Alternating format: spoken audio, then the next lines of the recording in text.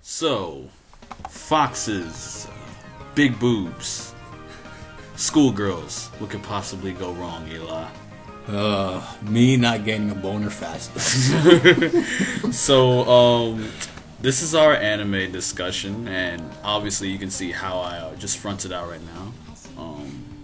This week we're going to be talking about a pretty underrated title, not really, well known in the anime or community manga. Or manga community. It's called Kanokon, which is the manga. There's been several adaptations. It was actually all the adaptations were based on a light novel created by Katsumi Nishino. It started back in 2005, and the manga's actually been going on strong ever since.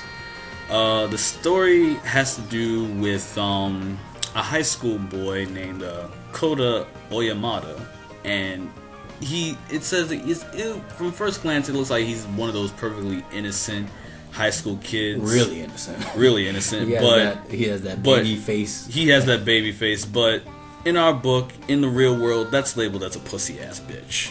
Well, not that much. Not that much of a pussy, but he's just so innocent that you just find him adorably to blame. You can't really blame him for not, getting on with everything that goes on around him. And he recently moved to a high school in the city after he lived in the country in Japan for most of his life. And on the first day of school, lo and behold, he meets a beautiful young girl who somehow becomes attracted to him. And this young girl actually that cuteness, man. That cuteness. It gets to those girls that they got their hormones raging in high school. That cuteness is deadly. Yep. It's the girl that gets attracted to him is a second year at the school he goes to called Chizuru Minamoto, and the story goes on.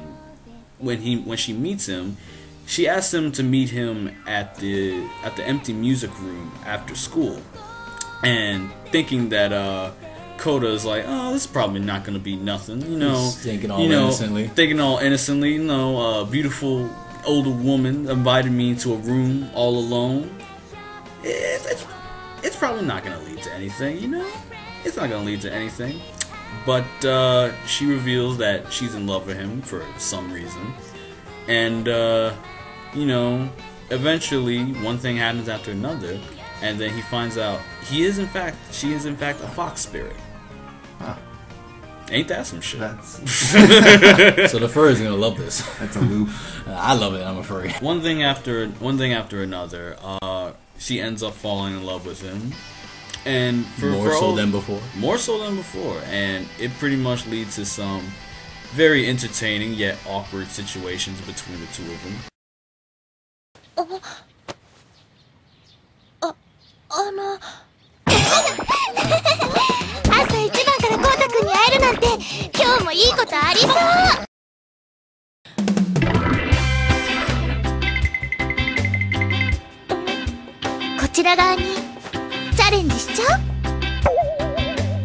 Yeah, that typical slipping, falling, boob grabbing. It's like that accidental boob grab. All that ass grinding on your nuts. Oh man! In comes a competitor for Kota's affections. Isn't that the wolf? Yeah. There's a girl comes in, a very quiet girl named Nozomu Ezumori, who just transferred to Kota's class. She's the same age as him. Almost the same height too. Almost the same height. They're almost roughly got 2 feet over him, doesn't the same height. Wow. And it turns out not only is she a spirit, but she's a wolf spirit as well. And competition's growing. Yeah. Wonder when they're gonna add the snake. And they start to then they notice that they have the same sort of affection for Kota, and then over the series they start to fight for him. I still wonder throughout the whole series, did this dude just take a dip in hormones? Like, just his he always referred to his grandma sooner or later, and he has those awkward situations when he feels like he's gonna lose his virginity. Did he just take a bath in hormones accidentally, and now he just has every female spirit just after him? Because that's everything that goes on. If the female is not predominantly after him, they're predominantly crushing on somebody else that was just oblivious to it, and he's not oblivious to any of the crushes or relationships. He often sees it and he does not say nothing. He just walks away and tries to continue to be innocent. Like, this is a guy who pretty much, like, you know, he leaves well enough alone. Like, he knows better. He knows better than to get involved in this. Knowing better doesn't quite help him when he got boobs and ass in his face because the fox spirit Chizuru, she has an amazing rack, and she uses that to her benefit. Several episodes she has, I believe she lost her rack, or her rack. She lost it? Yeah. She lost it at one point. What do you mean she lost? Like, she became flat-chested. Like, she came flat, like waterboat flat. Like, she came waterboat flat. She became, like, if you notice, Nozomu said, "You're flatter than me." Like, if you notice, that's saying a lot. And Nozomu, she's an A cup, mind you. And if she's flatter than that, then that's a billboard flat right there. That's billboard. But the one thing Nozomu has over Chizuru is that she has an ass. I don't want to lie that Chizuru does have an ass, but damn, Chizuru doesn't have an ass compared. Like, when you compare both the asses, the wolf chick's ass is just so tight. Like, you wonder, like, damn, what would happen if I pounded that? I don't know if this is the furry in me, man. Like, y'all haven't explored like I've explored. I've dated several chicks. I've even dated a furry chick once, and my cousin, he's a furry fanatic, and he's dating a furry chick. Like, dresses up in costume and everything. And I'm like, I'm not even that dedicated, but damn. And yeah, so it is weird when you go to a furry convention and you just find this cat chick just start grinding on you. Like, you're just wondering why she grinding on you. She just paws at you like, meow. The whole series, Kota confused with Shizuru, and they don't give a full explanation of how they confused. Shizuru often says like it's because of their love, but I still call bullshit on that, because how could they fuse on the very first moments they met? And Kota's just like most guys in that situation, like, what the hell's going on? But still, like, I will say, as a rating, I'll give this a front seat. I'll give this a nice high front seat. It shoots shy from a midnight release, mainly because of some of the hiccups it has in the story, and those hiccups are dramatic to the point where some of the earlier things that they reference to are either left out, or it becomes kind of confusing where you have to go back and reread or rewatch some of the stuff, and I didn't like that, because hey, it's a show about tits and ass and spirits.